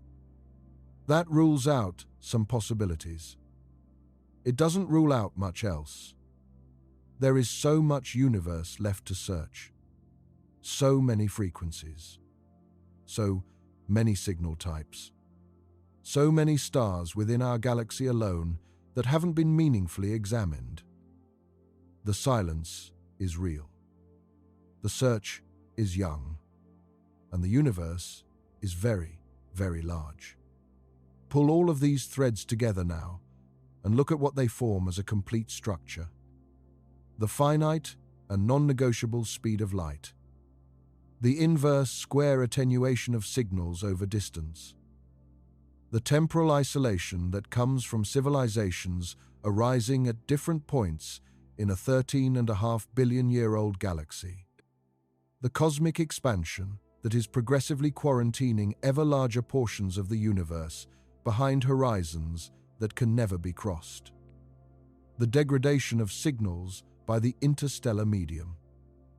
The narrowness of the window during which the universe produces the chemistry, the stellar environments, and the energy sources that complex life needs. The biological improbability of the specific form of intelligence that builds technology, even among worlds that develop rich, complex biospheres over billions of years. The entropy trend of a universe that is aging and dispersing. The problem of recognition. The possibility that signals exist in forms we cannot identify. The sheer incompleteness of any search we can actually conduct within the time and budget and technology available to us. None of these are speculations. Every one of them is a consequence of physics, cosmology, or biology that we understand, confirmed through independent lines of evidence, built into the foundations of how we describe the universe. And together, they form something more than a list of obstacles. They form a structure. The universe did not produce a cosmos in which civilizations naturally find each other. It produced a cosmos in which civilizations are, by default, isolated, separated by distances that reduce any signal to noise, separated by timescales that turn any possible dialogue into archaeology, subject to physical laws that set a hard ceiling on how fast any information or any traveler can move. Embedded in a medium that degrades what they send, constrained by biology that makes the specific form of technology-producing intelligence rare even among intelligent life. Carried apart by dark energy in an accelerating expansion that has never been reversed in 13.8 billion years. The silence of the cosmos isn't strange. Given the physics, it's what you'd expect. The wonder isn't that we haven't found anyone. The wonder is that we somehow expected we would. This doesn't mean we should stop listening. It means we should understand what we're actually doing when we listen. We're not casually scanning a neighborhood. We're pressing a single instrument against the tiniest fraction of an immense wall and straining for a sound that, even if it exists, might be too quiet, too distorted, too old, or encoded in a language we don't speak. We should keep doing it. We should do it better. We should expand the search to new frequencies, new methods, new signal types. We should look for what astronomers call techno-signatures, the electromagnetic or chemical fingerprints of technology in the atmospheres of distant exoplanets. The James Webb Space Telescope, launched in 2021, is already doing this to some degree, analyzing the atmospheric composition of worlds orbiting other stars by examining how their atmospheres filter starlight during transit. We should look for the infrared excess that might signal a Dyson sphere, a structure built around a star to capture its total energy output, which would make the star look anomalously dim in visible light while glowing brightly in infrared. We should build more sensitive instruments, process data with more sophisticated algorithms, and think more carefully about the assumptions baked into every search parameter we set. Because if the barriers are as significant as the physics suggests, any contact that ever happens will not be the result of passive listening. It will be the result of a civilization that built something extraordinary, or detected something extraordinary, or thought about the problem in a way that no one had thought before. And we won't get there by accepting the silence as final. The silence is not an answer. It's a condition. It tells us about the geometry of the problem, about the scale we're working at, about how extraordinarily difficult contact would be even in a universe teeming with life. It doesn't tell us whether that universe exists. The universe has not sent us a message saying, "We are alone." It has sent us no messages at all. That's different. And that difference is worth holding on to. There's a particular quality to the silence that's worth examining directly for a moment. It isn't random in character. It doesn't have gaps where something almost came through. It doesn't have tantalizingly structured noise that might be a message if you look at it the right way. There is the wow signal, detected in August of 1977 by astronomer Jerry Eman at the Big Ear Radio Telescope at Ohio State University. A sharp, strong, narrowband radio signal that lasted the full 72 seconds the telescope could observe it as Earth's rotation swept the beam across the sky. Eman circled it on the printed computer output and wrote the word "wow" in the margin.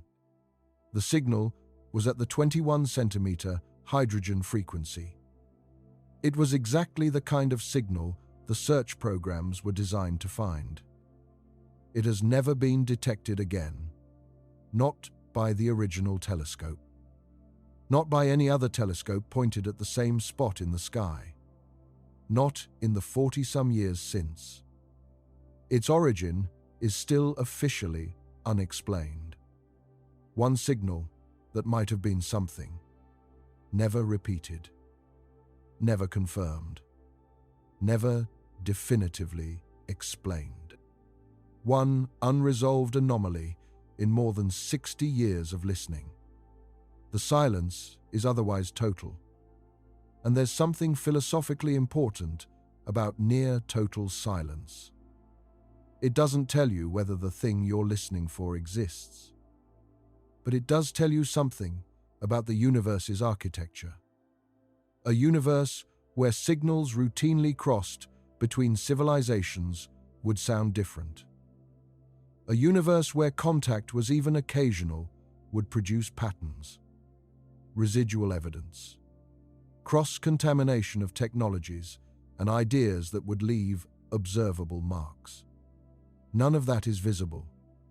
The silence is a physical datum, a measurement of the universe's actual contact rate, at least for civilizations at our level of technology, looking with our level of instruments in our location in the galaxy. That datum might be measuring our limitations more than the universe's population. But the consistency of the silence across decades and across many different search strategies suggests the universe is not making it easy. And the physics we've spent this entire time exploring explains in precise terms why it wouldn't. There's something worth sitting with in all of this. The fact that we exist.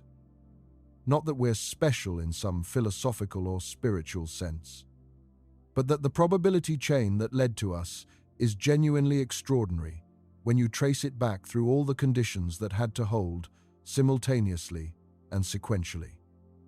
A universe that started with hydrogen and helium and expanded and cooled for hundreds of millions of years before the first stars lit. Stars that burned and exploded and seeded the interstellar medium with heavier elements. New stars forming from enriched clouds, this time with rocky planets and the chemistry those planets needed. On at least one of those planets, a star at exactly the right distance, liquid water persisting on the surface for billions of years, while chemistry complexified and life emerged and multicellularity arose, and animal complexity developed and intelligence appeared. A planet with a large, stabilizing moon. A solar system with an outer giant planet helping to shield the inner system from the most catastrophic impact rates. A location in the galaxy far enough from the violent center to avoid sterilizing radiation events, but not so far out that the star had insufficient heavy elements for rich planetary chemistry. A particular lineage of primate on a particular continent that faced particular pressures that pushed it towards social cognition and language. A series of technological developments that accumulated across cultures and millennia into the scientific and industrial revolutions. And then, in the last geological eye blink of that planet's history, one species built instruments capable of asking whether any of this happened anywhere else. Whether the process that produced us is unique, or whether the universe is full of other outcomes of the same physics. That question, that ability to ask it, to take it seriously, to design instruments around it, and spend careers pursuing the answer, is itself remarkable against the background of everything we've found in the cosmos so far. We don't know if it makes us remarkable against the background of everything that exists. We may never know with certainty. The barriers the universe has built are possibly too high, and its timescales possibly too long, for that kind of certainty to ever be available to us. But the asking matters. It matters because it's the honest response to a universe this large and this old and this full of stars. You look at a galaxy of 200 to 400 billion suns, and you ask whether any of the others have someone looking back. That's not naivety. That's the appropriate reaction to the scale of what surrounds us. When you go outside on a clear night and look up at what appears to be a static, silent field of stars, what you're actually seeing is the product of 13.8 billion years of cosmic evolution. Each point of light is a nuclear furnace, often with its own family of worlds. Many of those worlds, by the sheer force of numbers and probability, have had billions of years to develop something. The silence between those stars isn't empty. It's full of physics, full of the speed of light and the inverse square law, and the expanding universe, and the entropy of aging structures, and the biology of improbable minds, and the degradation of signals by a medium that isn't transparent. Every one of those barriers is real. Every one of them is measurable. Every one of them has been confirmed by experiments and observations and equations that have been tested across decades and confirmed by independent methods. The universe doesn't need to actively conspire to keep its inhabitants apart. It doesn't need to do anything.